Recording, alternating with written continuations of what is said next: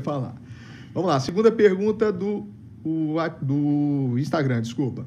Que exame detecta a insuficiência cardíaca? Isso acho que a gente já falou um pouco, né? Sim. Que o diagnóstico é clínico, né? Sim. O exame fundamental, o ecocardiograma. O Everaldo citou, foi o ecocardiograma. Tem mais alguma? Essa doença tem cura? Vamos lá, que é difícil a pergunta, hein? Porque é um leque de... Cura eu acho que não, mas controle, né? Assim... Um bom controle vai tem, depender do contexto, né, Dário?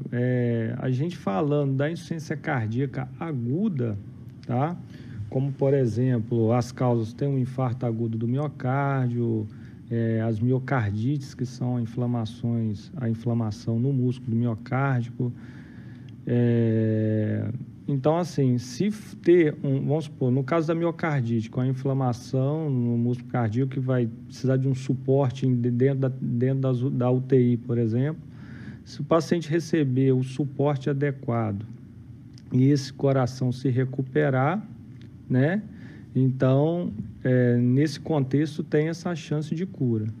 No infarto agudo do miocárdio, né, se o paciente for acometido por um infarto e for levado imediatamente à emergência de um hospital que tem um serviço de hemodinâmica, igual tem aqui em Linhares, e for atendido em tempo hábil, vai se conseguir e chegar grave com choque cardiogênico, né, devido a essa insuficiência cardíaca aguda, e foi imediatamente levado à sala de hemodinâmica e ter essa artéria coronária desobstruída, tem grande chance, né, dessa circulação voltar e o coração voltar a contrair normal novamente e esse coração se recuperar.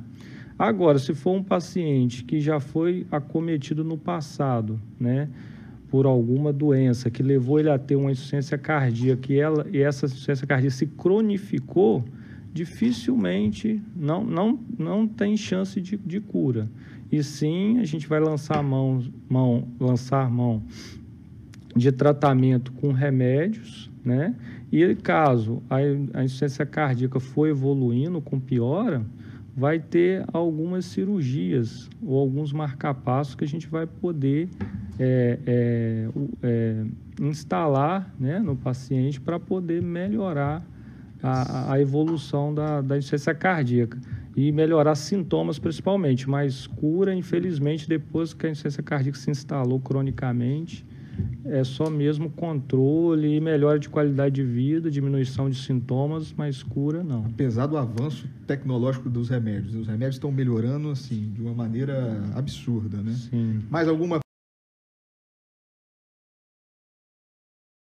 Que é especialista em imagem. A gente falava aqui um pouco no intervalo sobre alguns sintomas importantes da doença coronariana, né? Que é a dor no peito, a falta de ar e etc. Esse é o principal nicho de tratamento, né? Prevenir arritmias e etc. Disfunção do coração. Então, esse que é o foco do tratamento da coronariopatia, vamos dizer assim. E hoje, o que a gente tem de arsenal terapêutico para esses pacientes, doutor João? Você que vê você que é o mais experiente no tratamento, né? É o homem do infarto, vamos dizer assim. Eu vou contar um pouquinho da história, como tudo isso começou e como é lidado com isso no mundo hoje, né? Dessa patologia, que é a mais complexa hoje, como eu acabei dizendo. Nós iniciamos um programa em 2012, em 2004 eu vim para Linhares, nós começamos o serviço de hemodinâmica aqui em Linhares. Em 2005 nós fomos credenciados pelo SUS, no Hospital Rio Doce, o Unicor começou.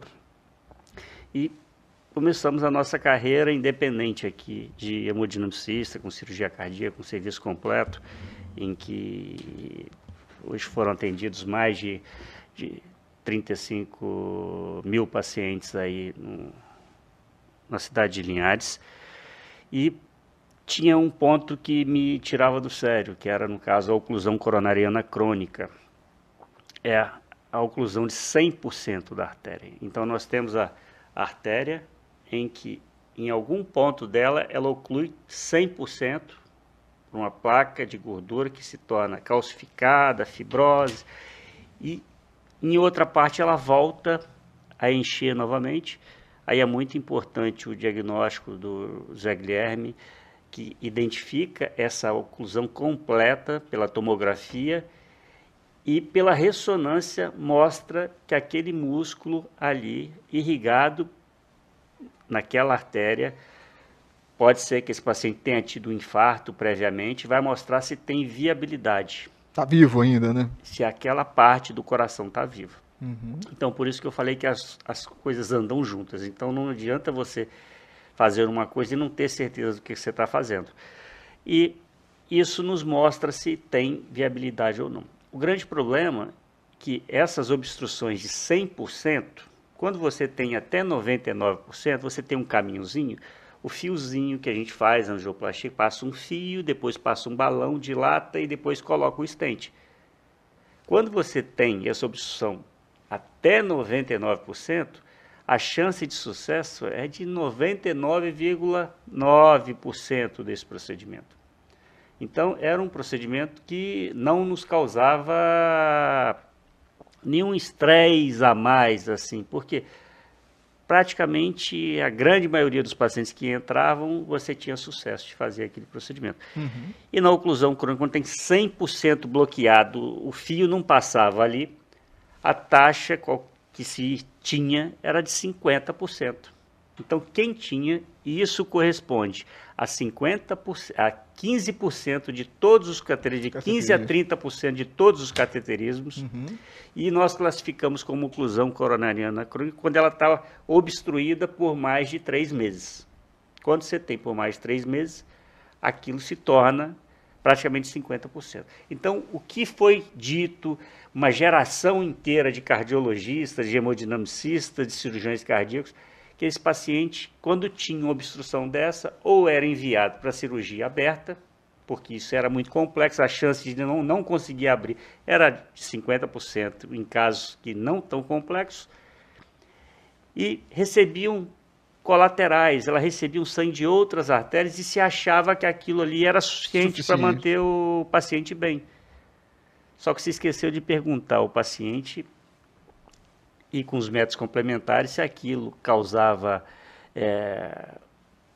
muito sintoma, dor, cansaço, o paciente jovem às vezes não conseguia dar 10 passos, tomar banho, então a falta de ar, isso a gente viu hoje que o principal é a falta de fôlego, esse paciente que já teve infarto, ele fica com falta de fôlego, então isso criou uma situação muito difícil. Limita muito o paciente, né? E aí o que aconteceu? Isso me frustrou também. Só que os japoneses em 2007, devido ao histórico cultural deles, dos samurais e tudo, eles são extremamente contra abrir o peito. E lá, os pacientes tinham indicação de fazer o tratamento e eles não faziam esse tratamento por opção, devido à consciência deles espiritual de não fazer isso. E os japoneses tiveram que se inventar para conseguir um sucesso acima dos 50%. E eles começaram, os americanos logo viram que primeiro os japoneses doidos, né, como é que conseguiam fazer aquilo, os americanos entraram no jogo e em 2012 eu comecei a estudar especificamente esse tema. Em 2015 eu fui para os Estados Unidos e fiquei fazendo um curso lá, num dos principais centros dos Estados Unidos, e aonde nós fizemos o primeiro centro estruturado e junto com a Sociedade Brasileira de Hemodinâmica, nós montamos um programa estruturado, foi o primeiro programa do Brasil, para se tratar esse tipo de paciente. E isso abriu um leque de possibilidades desse paciente que só tinha uma alternativa, ou tomar remédio ou cirurgia aberta. E aquilo se criou uma nova vertente, né? Com a incorporação de novas técnicas, novos materiais, um treinamento muito exaustivo, porque não adianta ser, por isso que a gente falou em 35 mil pacientes, você tem que ter muitos casos para fazer, porque se você fizer um paciente desse por ano, você não vai ter habilidade para se fazer isso. O treinamento é crucial, né? E o Zé Guilherme pode descrever um pouco mais, porque ele consegue analisar essa obstrução por onde o contraste, que no cateter a gente vê onde o contraste passa, e lá não passa, e ele consegue ver todas essas camadas para dizer como é que o vaso está ou não, né?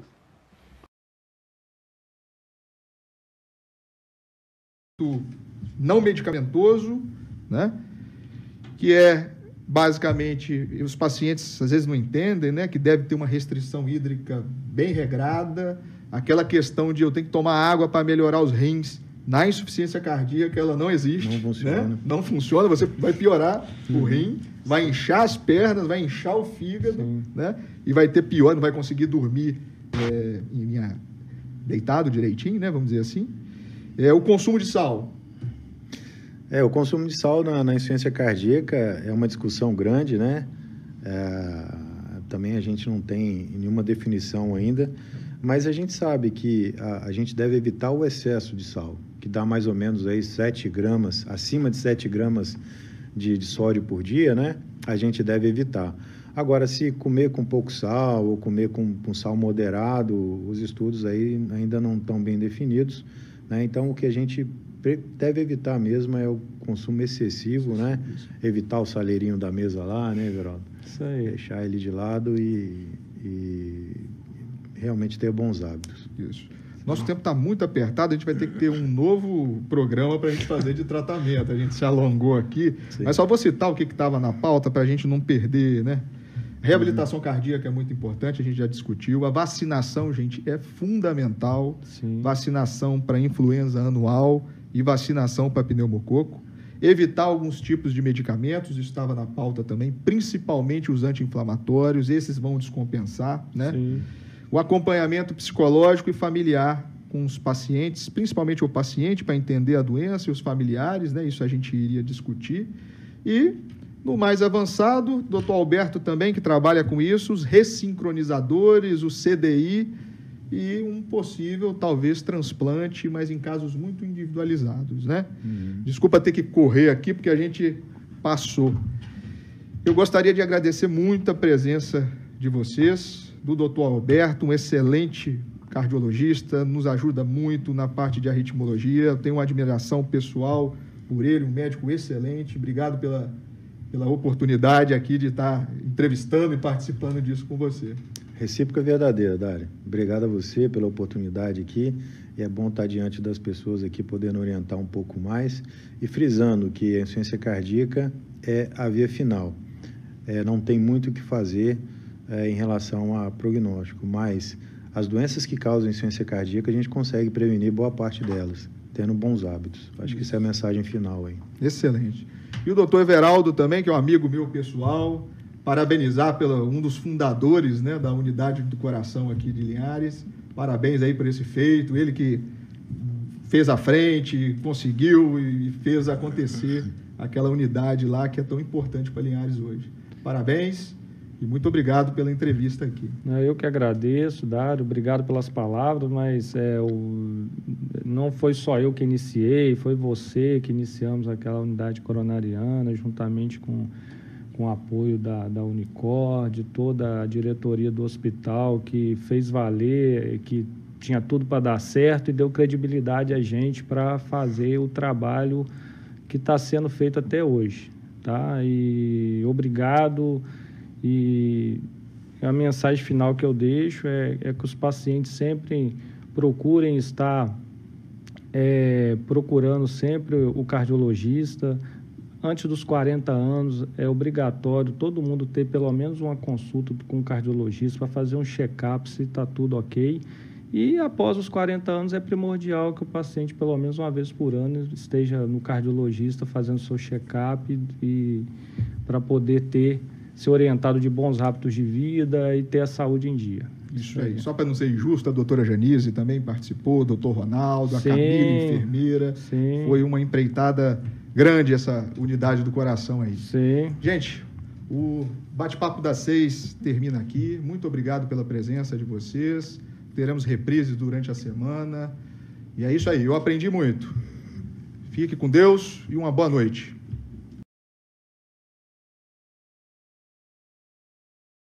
o quanto isso está revolucionando o tratamento do coronariopata, né? E também conversávamos um pouco daquele paciente que fez a revascularização miocárdica cirúrgica, ou seja, a cirurgia de peito aberto com pontes, e com o transcorrer dos anos, essas pontes podem, algumas, fecharem, né? Isso seria possível também, doutor João, tratar esses pacientes pós-revascularização? Na verdade, esses são os pacientes que acabam sendo os que mais utilizam esse tipo de tratamento. Os mais beneficiados. Os mais beneficiados, porque eles já tiveram a oportunidade de fazer a cirurgia, já passaram pela cirurgia, e o grande trunfo da cirurgia é a mamária. Então, é uma artéria que irrigava o tórax e foi colocada para irrigar a principal artéria do coração. Quando você vai fazer uma outra cirurgia para tratar um outro vaso, leva-se muito em conta que você pode lesar essa mamária e o principal trunfo dessa cirurgia ele pode ser danificado. O benefício que tinha poderia ser perdido. E a indicação de cirurgia ela é feita quando tem essa artéria, que é a descendente anterior, envolvida. Quando não tem ela envolvida, esse paciente ele ficaria numa outra possibilidade, tratamento com remédio. Só que o problema de tratar com muito remédio, se for um jovem, homem, impotência, limitação de atividade física, problema na relação sexual, porque a quantidade de remédios e os sintomas da angina, a falta de ar. Então é uma série de coisas que dependendo, o jovem que pode, a gente já tratei pacientes aí de 29 anos, entendeu, que tinha esse tipo de obstrução. Imagina você deixar uma pessoa dessa ficar limitada. Hoje um jovem de 70 anos hoje tem uma vida ativa hoje, a gente está na sociedade hoje, então essa pessoa quer ficar limitada, não quer voltar a fazer atividade física, a gente vê pacientes depois de tratado voltando a fazer maratona. Então eu acho que a qualidade de vida é o maior benefício que esse paciente. Nós temos exemplos de pacientes que ficam amigos nossos mesmo, pelo fato do benefício ganho que eles tiveram de serem tratados e não ficarem limitados a uma patologia que qualquer coisa que ele faz é angina, dor na mandíbula, que vai para o braço, cansaço. Então isso muda completamente, né? Claro que muito bem embasado com a indicação clínica, com o risco-benefício, os exames complementares que nos mostram que tem às vezes 20% do coração está faltando sangue lá e o paciente pode ter uma arritmia com aquilo lá. Então são critérios que a gente usa, né, para dosar, né, Zé? E a gente acaba com isquemia acima de 8%. Então a gente vai juntando fatores. Variáveis, né? E isso aí, nós fazemos essa análise, o nosso grupo faz a análise se o paciente precisa ou não desse tipo de tratamento ou não. E acaba que a gente que tem que dar o parecer final, ó, esse paciente é um paciente que tem plena condição de voltar a ter uma vida normal, porque essa artéria pode ser desobstruída, independente se foi tentado previamente em outro centro ou coisa, isso pode mudar, mudou a história completamente. Acho que tem que ter muita... O heart-team, né? O heart-team para mostrar que existe essas possibilidades aí novamente. Essa questão de muito remédio é interessante também, que às vezes vira até a opção do paciente, né? O paciente usa 10, 11 remédios e talvez ele fazendo uma angioplastia isso caia pela metade. Então isso é uma coisa a ser levada em consideração, né? Até mesmo. Quais são os principais assim, sintomas, Alberto, para a gente começar a suspeitar? O que é mais comum na insuficiência cardíaca? Insuficiência cardíaca, como o Everaldo falou, é uma dificuldade que o coração tem de bombear a quantidade adequada de sangue para o restante do corpo, e como consequência disso o corpo vai reclamar, né? Então a gente vai ter uma dificuldade, vai ter um cansaço, né? Diferente do que a gente está acostumado, né? Em atividades que a gente antes não cansava, a gente vai começar a cansar, tá certo? E aí, isso é um sinal, claro, de insuficiência cardíaca, que é a fadiga, né? Que a gente chama, em termos médicos, de dispneia, né? Então, a dispneia o cansaço, é o sintoma mais frequente da insuficiência cardíaca por causa dessa dificuldade do coração bombear sangue de forma adequada para a musculatura, para o resto do corpo. E esse cansaço também pode acontecer não só quando a gente faz esforço, mas quando a gente está deitado também, que a gente chama de ortopneia, né? Ou então a gente às vezes acorda assustado à noite com falta de ar, que é a dispneia paroxística noturna, né?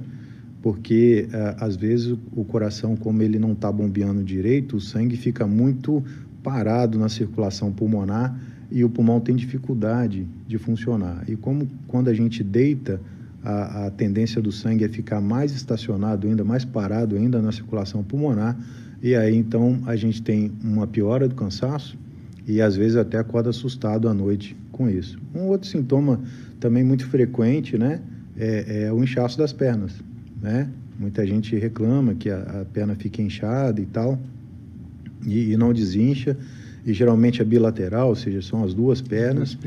E também é muito comum, por quê? Porque o coração, da mesma forma como ele bombeia o sangue, ele também puxa o sangue, né?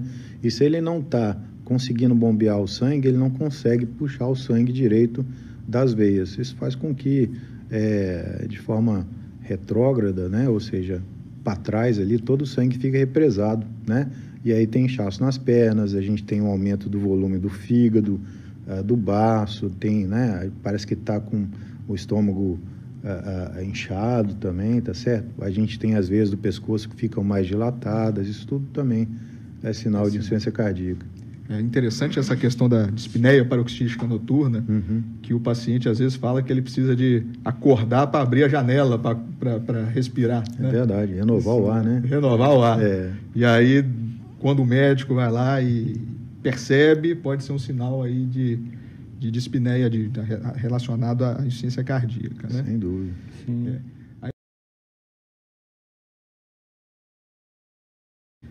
A gente vai mudar um pouco aqui a dinâmica, porque chegaram várias perguntas, tá? Então, vamos chamar aquelas perguntas que vieram do Instagram primeiro, para a gente ir perguntando uma por uma. Então, a primeira pergunta que veio do Instagram: posso praticar atividade física normalmente tendo insuficiência cardíaca? Alguém quer responder? Bom, a insuficiência cardíaca, ela requer uma atenção multiprofissional, né, na maioria das vezes. Tem a necessidade de se supervisionar essa atividade física para que a gente também não piore uma coisa que já está ruim, né? Mas a atividade física bem orientada, ela é como se fosse um remédio para o coração. Fundamental, né? É muito importante que se faça atividade física, e vários estudos mostram que há uma melhora importante, tanto do ponto de vista funcional, ou seja, de melhorar a capacidade daquela pessoa, né, a qualidade de vida dela, tá certo? E também de melhorar o prognóstico. Tá? A atividade física é essencial, mas bem orientada. Supervisionada, orientada, e até a reabilitação cardíaca, que a gente uma coisa chama, importante, né? É um dos tratamentos, né? Bom que a gente já adiantou algum processo aqui que a gente... Exatamente. Você fez um adendo aí sobre primária e secundária. Você quer falar um pouquinho para a gente sobre isso? O que é a hipertensão primária, o que é a secundária? Então, inicialmente, só complementando um dado que o Juliano começou no início falando, além da importância desse tema, a prevalência da hipertensão é algo muito importante por questão de, se a gente for ver em números no nosso país, 32% da população adulta é hipertensa. Se a gente pega a população idosa, como o Juliano falou, 60% da população acima de 60 anos vai ter hipertensão. Então é algo extremamente prevalente, extremamente importante no nosso dia a dia. Falando especificamente da hipertensão primária e secundária, entre 90% e 95% dos casos de hipertensão são a hipertensão que a gente chama de primária. A hipertensão herdada, genética, associada a questões multifatoriais, questões metabólicas, hábitos de vida, alimentação, como a gente vai falar mais para frente. E, enfim, juntamente com a predisposição genética, predisposição familiar. Mas existem uns 5%, entre 5% e 10% dos casos de hipertensão, principalmente as hipertensões que surgem nos extremos de idade, abaixo de 30 anos e acima dos 50 anos. Os casos de hipertensão diagnosticados nessas duas faixas etárias, existe uma chance maior, não necessariamente acontece, mas existe uma chance maior de ser o que a gente chama de hipertensão secundária. As hipertensões secundárias, em geral, existe uma causa endócrina, anatômica, metabólica, que pode vir a ser corrigida. Essa é a grande importância do rastreamento adequado, da descoberta adequada desses casos, porque são alguns dos casos em que a hipertensão pode ser total ou parcialmente revertida. Isso aí. Eu já vi série de casos, série de estudos epidemiológicos, que 75% da população acima de 70 anos teria hipertensão. Então é algo que a gente tem que distribuir muito conhecimento sobre isso, porque é muito importante, né? Então, assim, pegando também o gancho, aproveitando que você chegou a citar, qual que é a principal causa de hipertensão secundária, vamos dizer assim, na população em geral? A sua esposa é endocrinologista, né? Sim. Então, tem alguma estatística falando qual que é a principal, qual que é a mais prevalente, algo nesse sentido? O mais prevalente, eles não existem. O mais prevalente é o que a gente chama, pensando nas causas endocrinológicas. Exatamente, é isso que eu estou levantando. É o que a gente chama de hiperaldosteronismo primário. Basicamente, vamos dizer assim, um excesso de produção, um excesso de ativação do sistema renina-angiotensina-aldosterona, que é um sistema endócrino do nosso corpo que, vamos dizer assim, ele regula a pressão. E uma desregulação nesse sistema por meio de um tumor que normalmente está na região suprarrenal, em cima nas glândulas adrenais, em cima dos rins, lá pode crescer um tumorzinho que produz aldosterona a mais do que o necessário. A aldosterona é um hormônio que basicamente, ele contribui para a elevação da pressão. Então, essa é uma das causas principais da hipertensão que a gente fala secundária. Existe uma outra causa extremamente prevalente também, que é a hipertensão renovascular. Com o advento da aterosclerose, da mesma forma que as placas de colesterol podem aparecer nas coronárias, nas carótidas, elas também podem aparecer nos rins. E a gente sabe que o rim é um dos principais reguladores da pressão.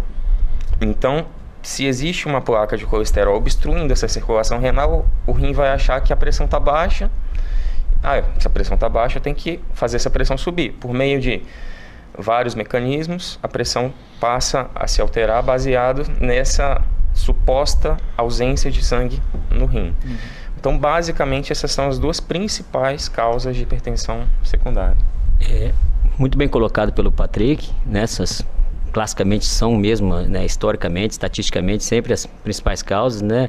Renovascular e por excesso de aldosterona. E hoje em dia, né, Patrick, a gente não pode esquecer a síndrome da apneia e hipopneia do sono, né, SAOS. A síndrome da apneia é muito, muito prevalente hoje em dia.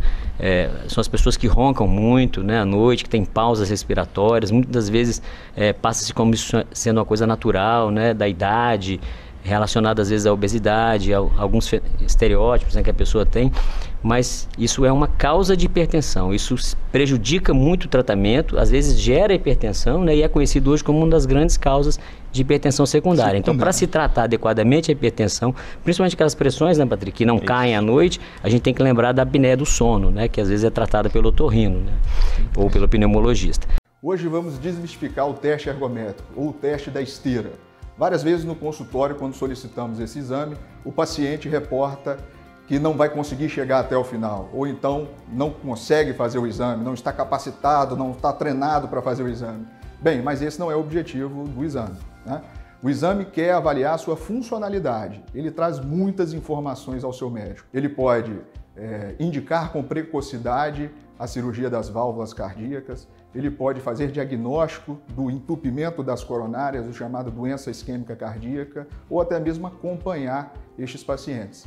Ele pode ajudar no seu risco cirúrgico, ele pode fazer avaliação de aptidão física, ele pode fazer avaliação de atletas, né, pré-atividades competitivas, entre outras indicações.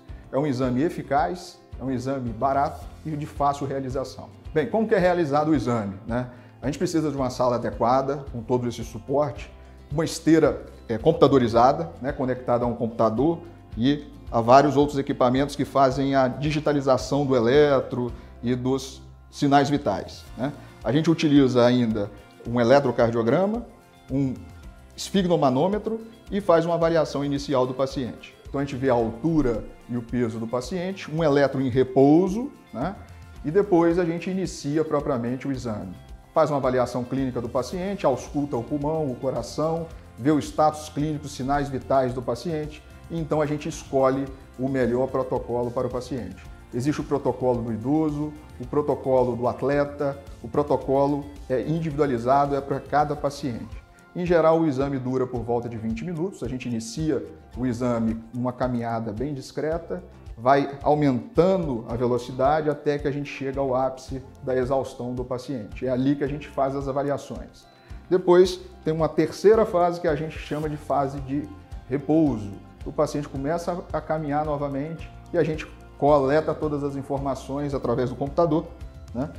Várias informações a gente consegue obter aqui, como pressão, frequência, arritmia, se deu alguma alteração eletrocardiográfica, se teve algum problema nas artérias do coração, como que está a funcionalidade desse paciente, a pressão, a resposta pressórica. Então é um exame que traz muita informação para o seu paciente, né?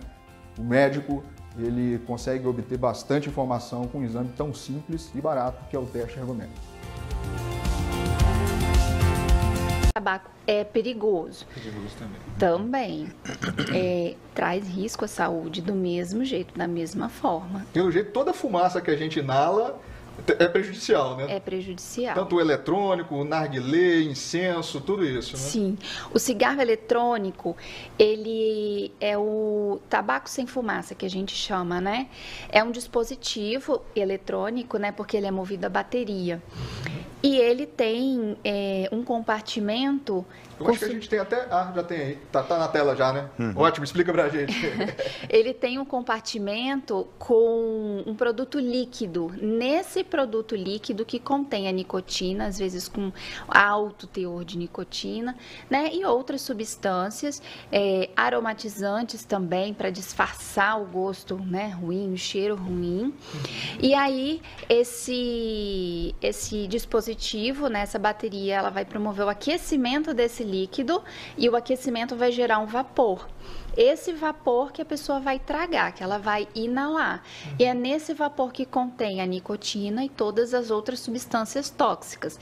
Claro que são muito menos substâncias tóxicas que tem no tabaco queimado, né? Mas são substâncias que comprovadamente fazem mal à saúde, que causam câncer, né? O glicerol, etilenoglicol, propilenoglicol, todas elas são bem documentadas que causam mal, irritam via aérea, irritam o sistema respiratório, né? E são promotores de câncer também. Então não é recomendado e não dá para enganar, falar assim, não, é mais light, é mais leve, não dá para pegar essa questão, não. Não mesmo. Isso aí. Doutor Alberto, sobre risco cirúrgico, que é mais a sua área, quando o paciente fala que é fumante, mas acaba que também ela faz o risco cirúrgico para né, da pneumologia, muda alguma coisa no seu risco cirúrgico? Você pede para parar de fumar antes de operar? Tem alguma fórmula nesse sentido? Não, de forma geral, eu não peço para parar de fumar antes, até porque os efeitos do fumo, eles duram durante vários anos, né? Então, depende da cirurgia, isso tem que ser conversado caso a caso, né? Agora, tem que ser orientado a parar de fumar de qualquer jeito, para cirurgia ou sem cirurgia, né? E se for um paciente de alto risco para fenômenos tromboembólicos, né? A gente tem que avaliar a necessidade de prevenir a formação de trombos com anticoagulantes, né? Ou então pacientes que tenham um alto risco cardiológico, né? A gente precisa também entrar com medidas de precaução, né? Para evitar doenças cardiológicas. E a gente sabe que doença coronariana em pacientes tabagistas tem uma incidência muito grande, né? Então a gente precisa realmente pedir para eles pararem de fumar, mas especificamente para uma determinada cirurgia, eu não costumo colocar especificamente para isso não, mas a orientação à suspensão do tabagismo, ela tem que ser feita. O anticoncepcional é uma dupla que não vai bem, né? Não. O cigarro com o anticoncepcional...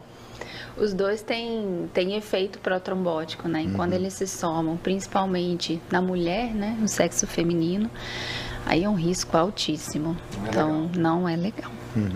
Outra questão que eu queria ver sobre a questão do paciente que chega para você e fala assim, ó, eu fumo já há 30 anos, Alberto. Vale a pena eu parar de fumar? Sim, sempre vale, né?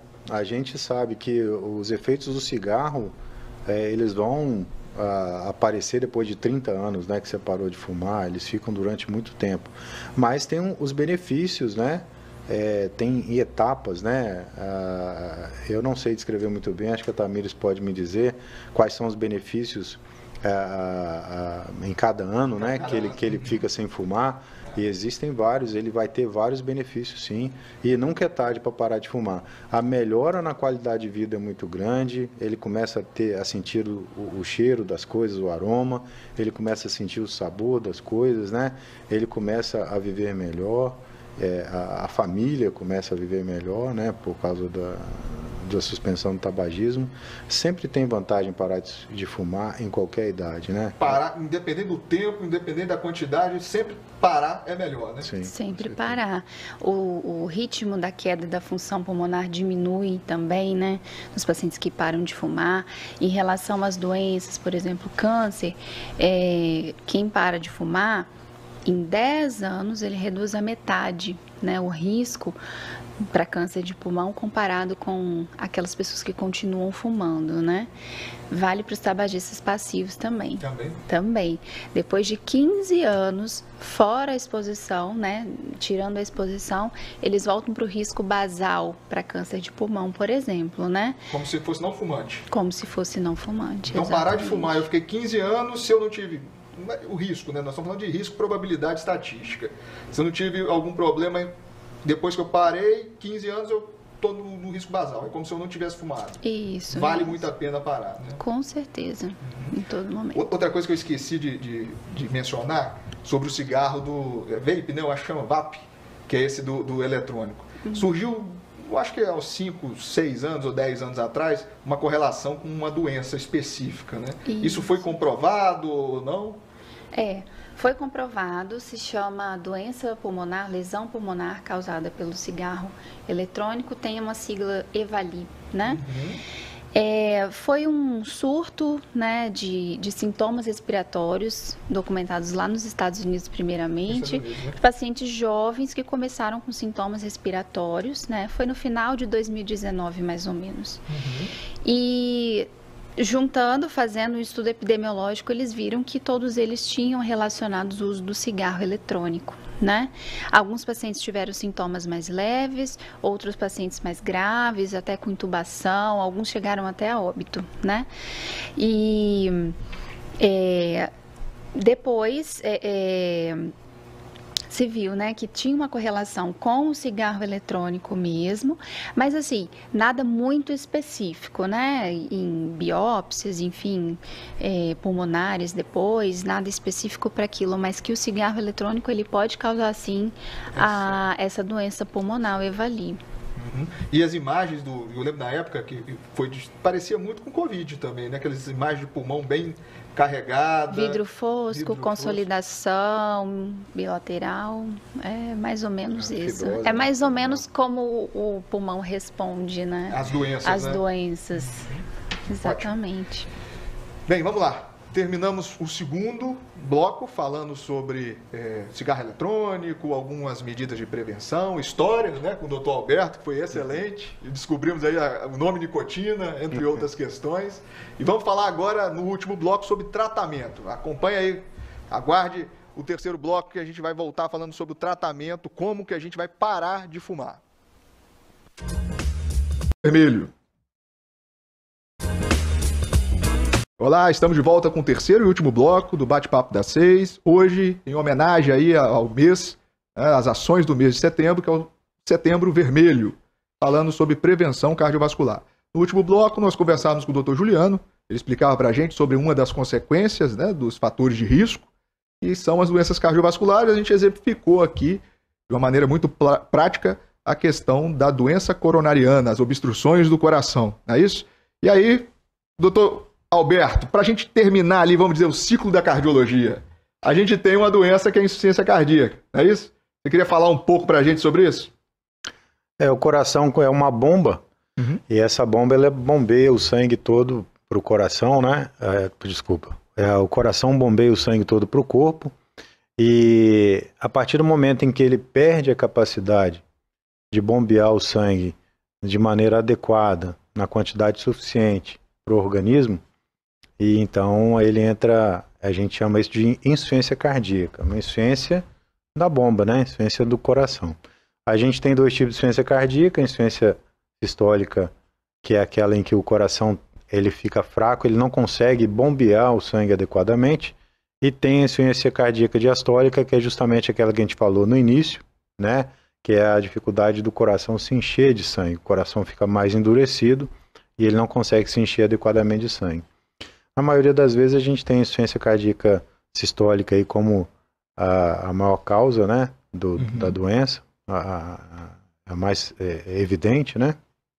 E ela é a via final de várias doenças cardiovasculares, inclusive até de doenças não relacionadas ao coração, né? Exatamente. Agora, a hipertensão arterial, quando não tratada, ela pode causar insuficiência cardíaca, o próprio infarto do miocárdio, né? Ele pode causar insuficiência cardíaca, as arritmias, né? Quando elas aparecem de forma muito frequente, elas podem causar taquicardiomiopatía, que é um tipo de insuficiência cardíaca, né? Então, assim, ela é uma doença que é muito frequente nos dias de hoje, traz muita morbidade, aumenta muito a mortalidade dos pacientes, e o paciente precisa ter muito... precisa ser muito rigoroso no tratamento para que dê certo e ele consiga aí viver bem, né, com a doença. Um acompanhamento de perto com o seu cardiologista, né? Exatamente. De 6 em 6 meses. Na verdade, desde o início, né? Desde os 20 anos de idade, a gente tinha que fazer o exame de sangue para ver o colesterol, ver se tem pressão quando jovem, para depois a gente não pagar as consequências. Prevenção é sobre é o melhor isso negócio. que é o Setembro Vermelho. Não é isso, doutor Juliano? A gente começou falando, então o programa foi bem assim didático do ponto de vista da linha da cardiologia, que a gente gosta de exemplificar. Então a gente teve ali os fatores de risco, né? Depois algumas consequências, né? Onde que o alvo dessas doenças, né, vamos dizer, e depois a via final. Então, isso é uma mensagem importante para a população, que a gente deve atuar nos fatores de risco para não pagar as consequências. Não é só tomar um remédio por conta da pressão ou por colesterol, não é só isso, né, Juliano? Perfeito. Acho que está certíssimo as colocações do Dário. O Linhares está de parabéns, né? Pelo Unicor, inicialmente, o LMC, trata-se de doença cardíaca aqui como nos melhores centros do mundo. Então, se a pessoa tiver um problema urgente, a gente tem como tratar em Linhares e tratar bem, mas a gente não quer tratar. A gente gostaria que as pessoas não tivessem problema. E para isso, elas têm que tratar os fatores de risco que a gente citou aqui durante todo o programa. Isso aí. Ó, já estamos caminhando aí para os momentos finais. Doutor Alberto, algumas colocações finais aí? Sim, o Setembro Vermelho aí, então, serve de alerta para a população de forma geral, para que cuidem da sua saúde cardiovascular, com aquelas coisinhas básicas que a gente falou, atividade física, cessar o tabagismo, controle do peso, controle da alimentação, né? Isso tudo vai trazer bastante benefício e prevenção de doenças importantes. Exatamente. Doutor Juliano, considerações finais. Muito obrigado, doutor Alberto, doutor Juliano, que se dispuseram a participar conosco aqui. É sempre um prazer, e o que a gente quer é que as informações que a gente colocou aqui fiquem na cabeça das pessoas, que elas realmente mudem, tratem a pressão, tratem o colesterol, façam exercícios físicos, e se tiver algum sintoma agudo, procure o mais rápido possível os locais que a gente pode dar o tratamento adequado para isso.